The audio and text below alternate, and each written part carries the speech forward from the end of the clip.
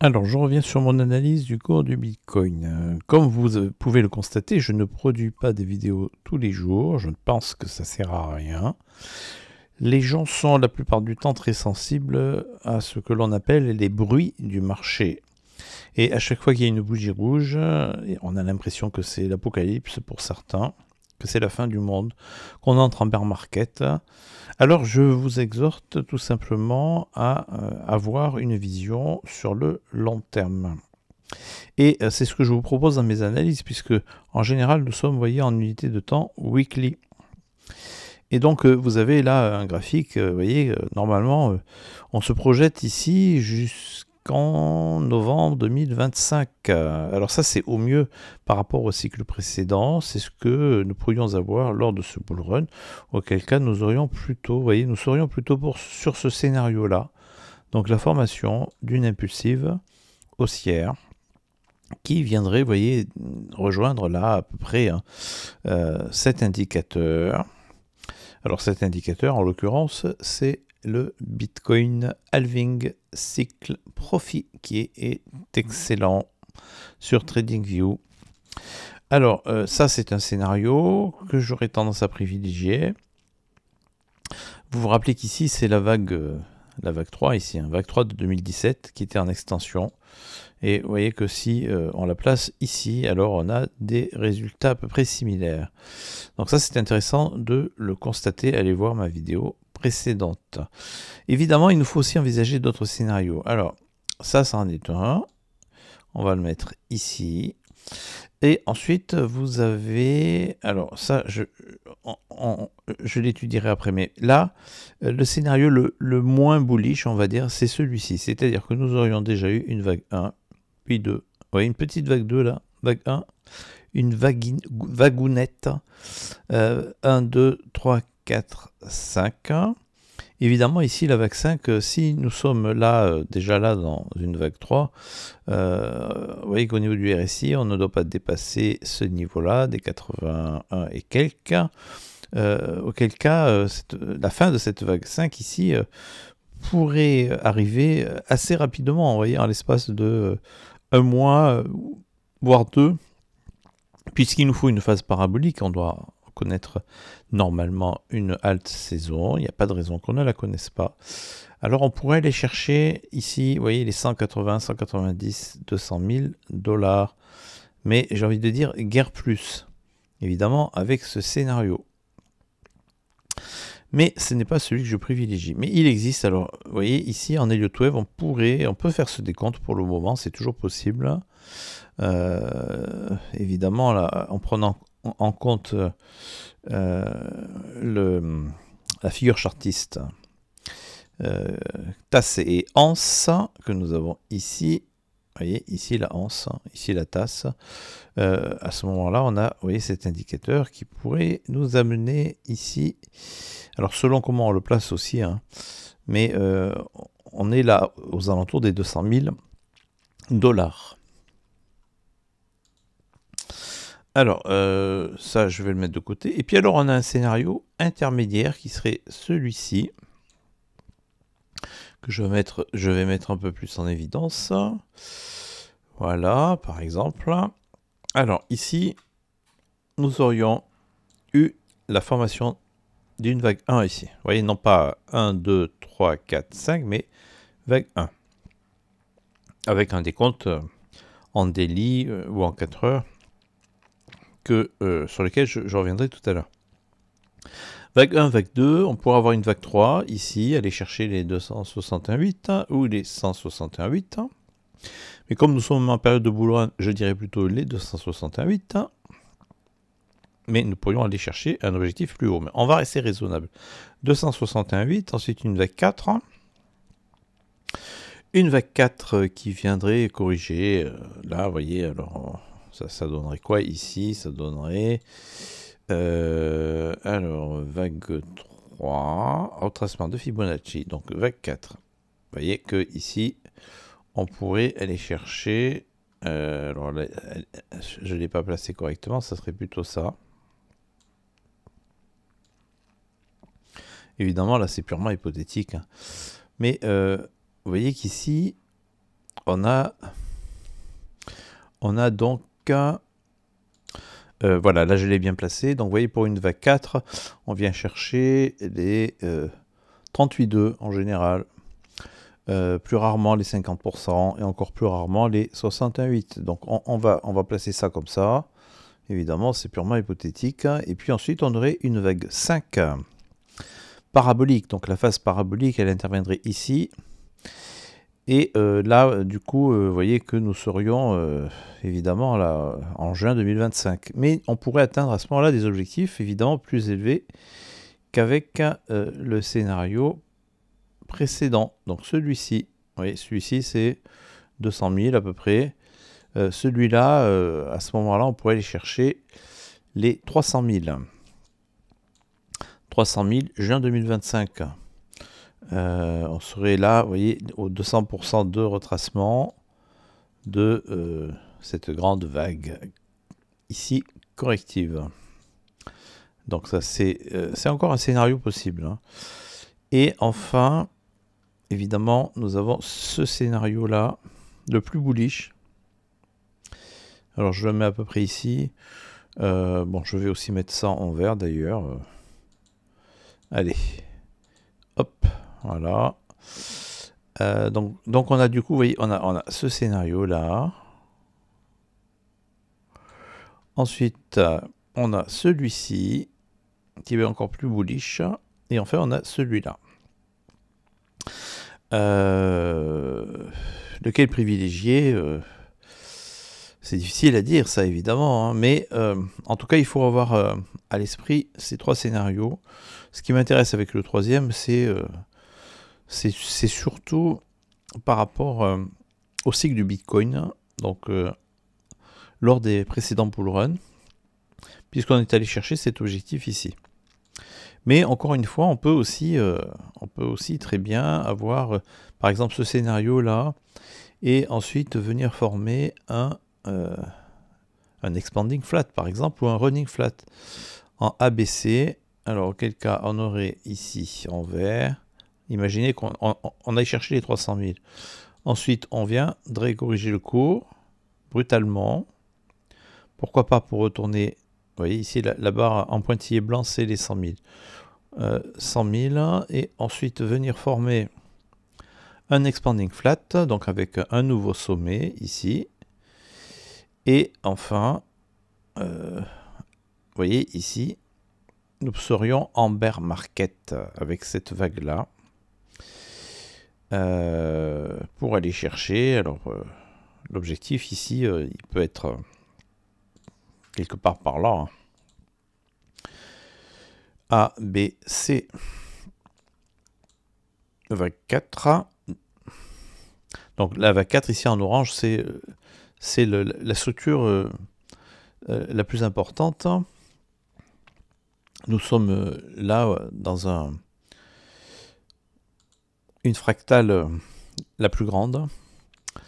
Et voilà, ça c'est ce qui permettrait d'avoir à ce moment-là de respecter le cycle complet, vous voyez, avec ici le rebond de B pour venir ensuite former la vague C. C'est ce que nous avons connu d'ailleurs hein, ici, là, vous voyez, A, B, C. Imaginez qu'on reproduise à peu près, hein, alors c'est jamais identique évidemment, mais on va cloner ça, on enlève ça, voilà, hop.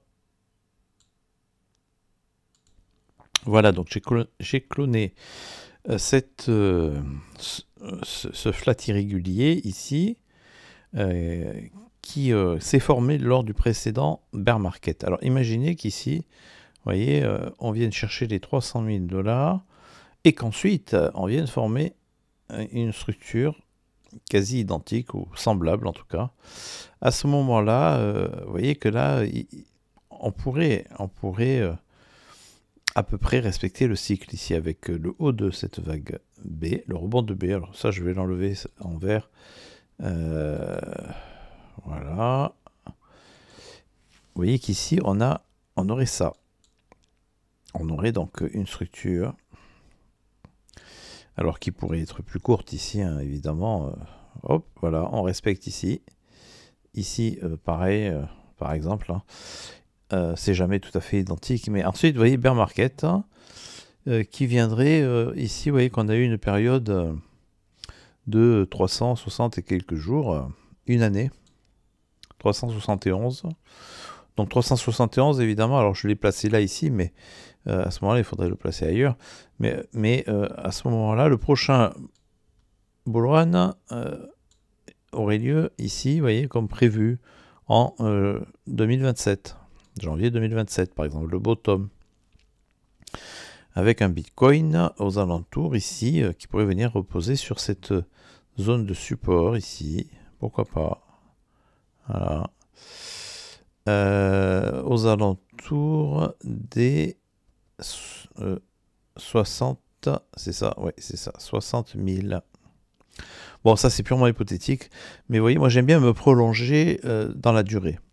Sur le long terme, envisager différents scénarios possibles, et tout en établissant évidemment des priorités. Alors ça, je vais...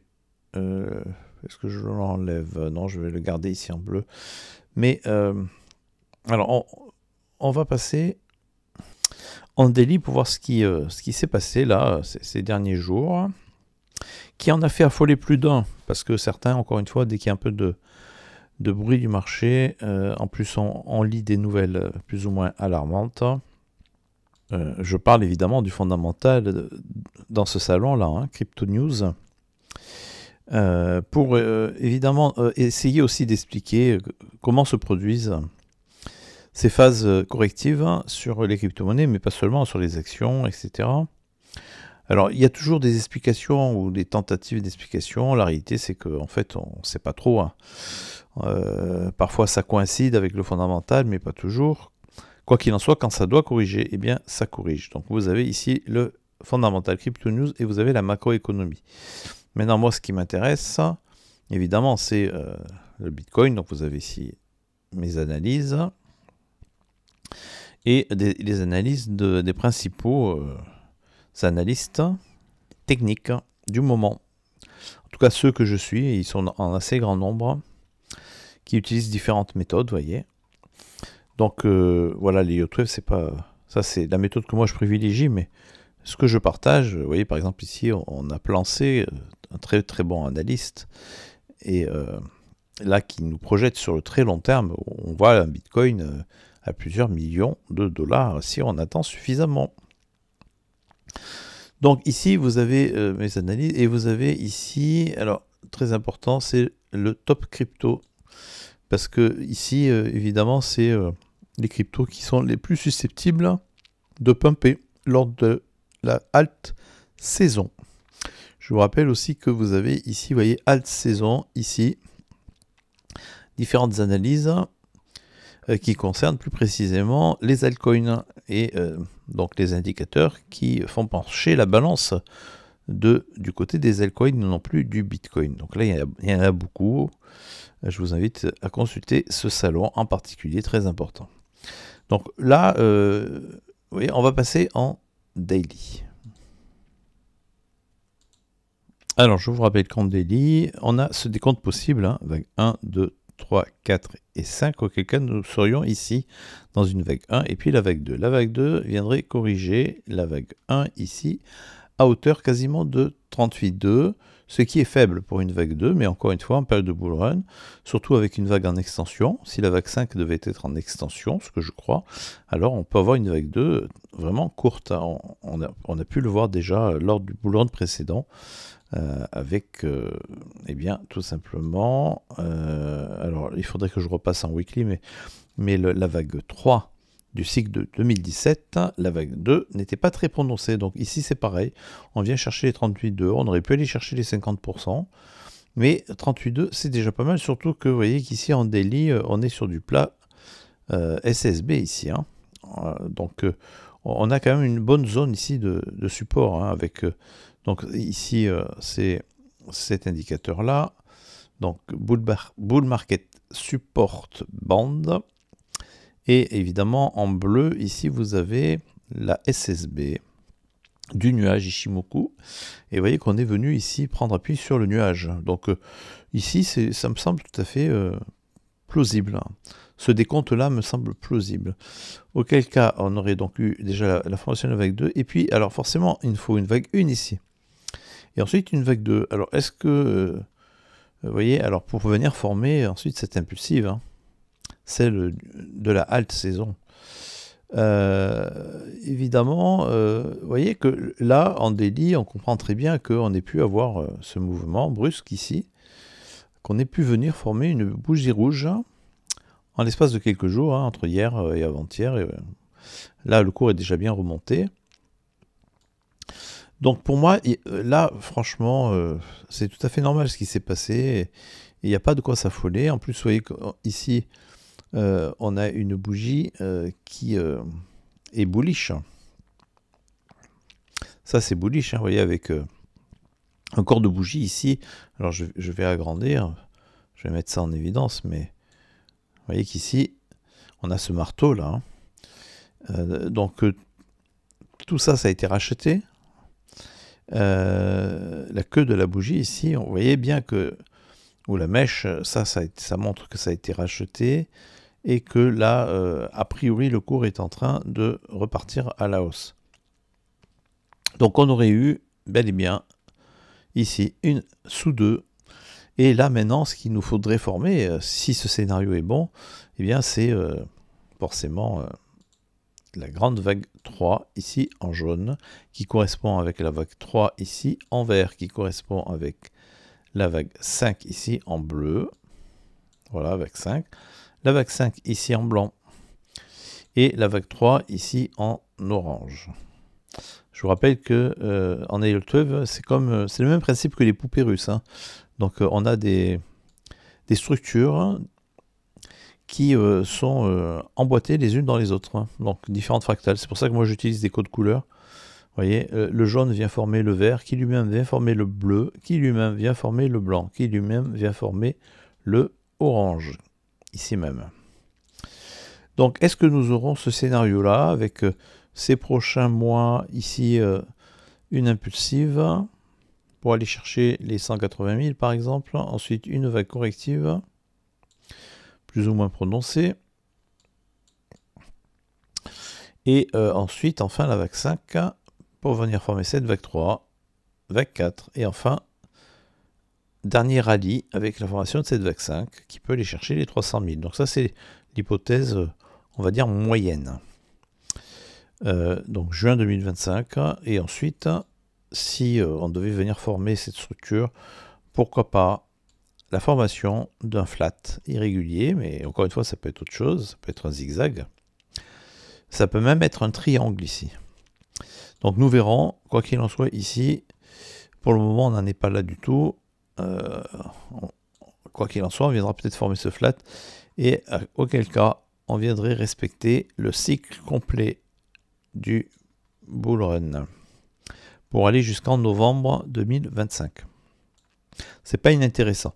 Maintenant, encore une fois, je vous rappelle que quand on passe en weekly,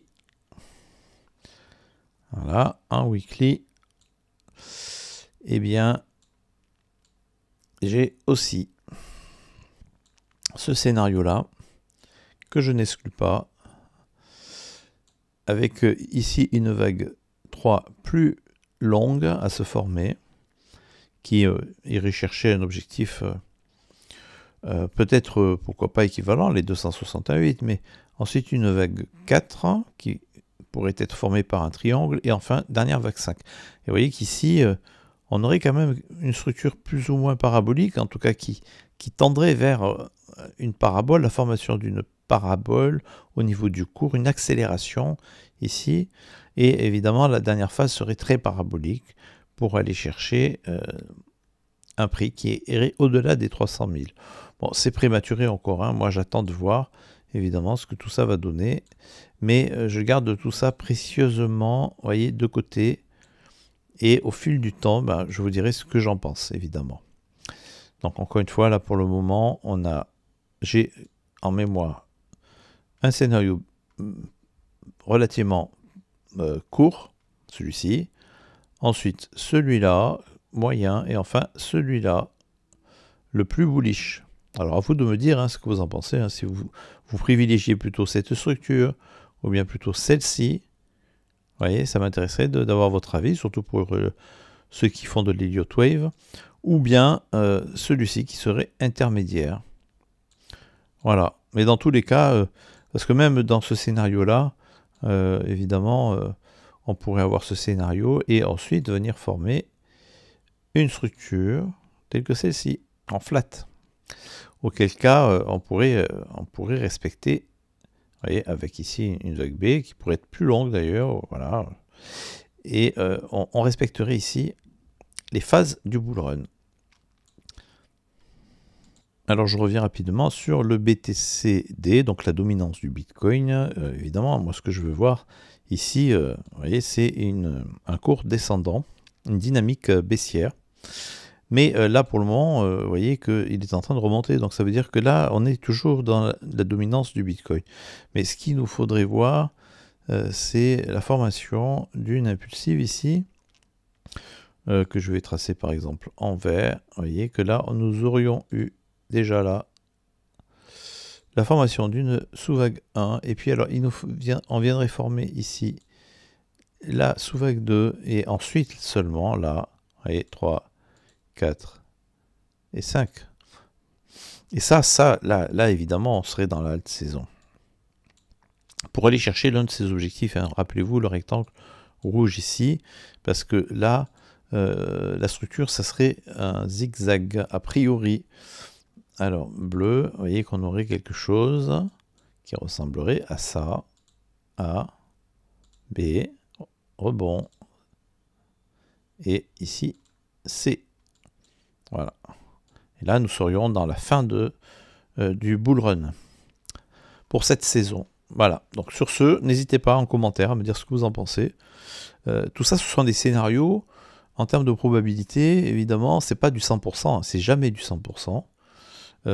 Moi je fonctionne surtout, j'essaie de voir quelle a été la dynamique lors des cycles précédents, avec des indicateurs que je maîtrise, tout en tenant compte des analyses techniques confirmées, en privilégiant l'Elliott Wave, mais pas que. Et avec tous ces indicateurs, on peut avoir une estimation du prix du Bitcoin lorsque nous serons à la fin de la pointe de la bulle crypto. Donc voilà, on en a encore pour quelques temps évidemment. Ne vous laissez pas effrayer hein, par la moindre bougie rouge. Ça c'était tout à fait prévisible ce qu'on a connu ces derniers jours. On l'a vu en daily. Ici on a le total 3, pareil, hein, on a eu la même bougie rouge ici. Le volume, vous voyez ici, beaucoup de ventes. Quelle que soit la raison, alors certains ont prétexté, bon vous savez ce qui s'est passé en Chine là, vous avez suivi évidemment, donc il faut suivre l'actualité.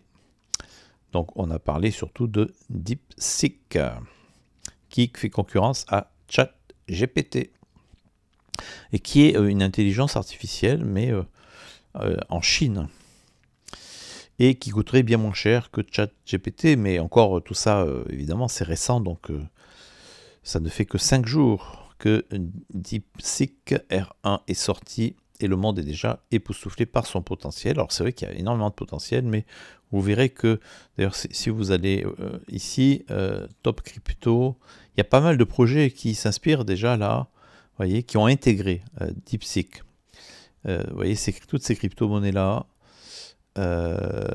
comme AKT, Tao, IO, etc., eh bien, ont déjà intégré, et d'autres encore vont intégrer cette nouvelle technologie. Donc là, je parle souvent de Render, parce que pour moi, c'est l'une des crypto-pilotes de ce bull run, mais elle n'est pas la seule. Alors, vous voyez qu'ici, on a les large caps, les mid caps, les small caps. Tout ça est analysé, hein, allez voir sur le Discord. Et ici, vous avez très intéressant ce schéma-là, avec les crypto-monnaies made in USA. Ici, les crypto-monnaies qui appartiennent au narratif de l'intelligence artificielle et du DePIN, RWA, et aussi le Coinbase 50 Index.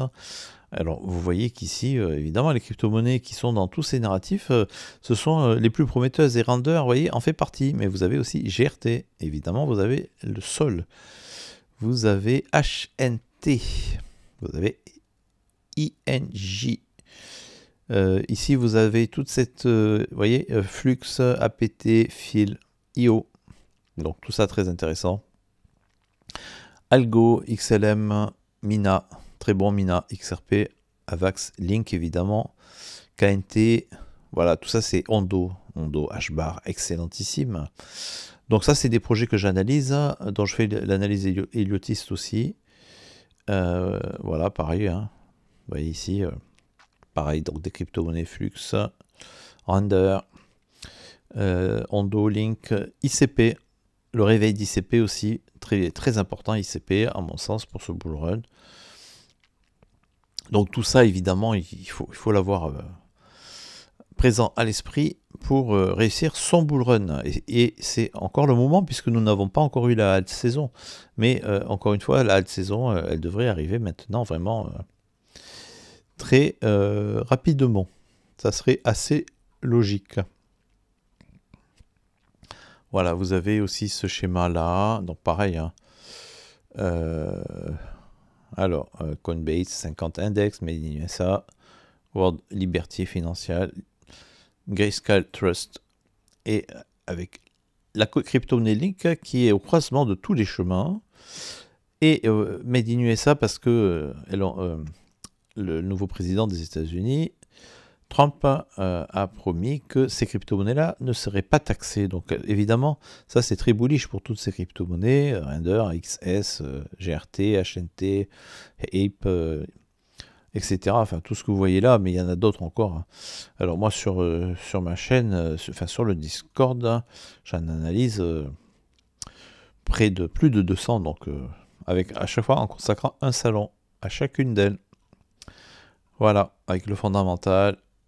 Vous voyez par exemple ici LCP, vous avez tout ce qu'il faut savoir, l'analyse technique, héliotiste et aussi le fondamental.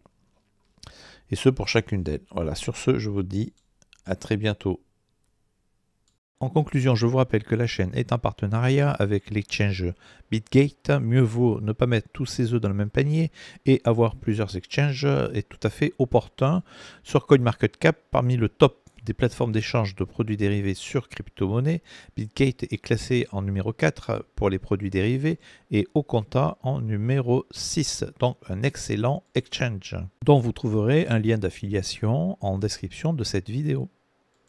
Alors je vous invite aussi à nous rejoindre sur le Discord de la chaîne où, moyennant un don, vous aurez accès à l'intégralité des salons de la chaîne avec l'analyse technique et fondamentale d'une centaine de crypto-monnaies classées par capitalisation. Vous voyez que vous avez les large caps, mid caps, low caps et puis même les very low caps et les nano caps. Sachez aussi que moyennant un don, vous pouvez vous procurer le PDF de la chaîne qui compte actuellement 150 pages avec toutes les règles d'Elliott en français avec aussi d'autres méthodes d'analyse. Et vous voyez que l'intérêt ici, c'est qu'il vous suffit de cliquer sur la rubrique, par exemple, vague motrice, pour avoir toutes les règles de l'Elliott Wave résumées ici en quelques lignes et avec aussi des schémas. Donc c'est particulièrement pratique pour apprendre à maîtriser l'Elliott Wave. Enfin, vous pouvez nous rejoindre sur le compte Twitter de la chaîne qui compte actuellement, vous voyez, 1700 abonnés et avec ici des mises à jour régulières sur notamment l'analyse technique du Bitcoin mais aussi d'un certain nombre d'altcoins et c'est tout à fait complémentaire avec le Discord et la chaîne YouTube. Sur ce, je vous dis à très bientôt.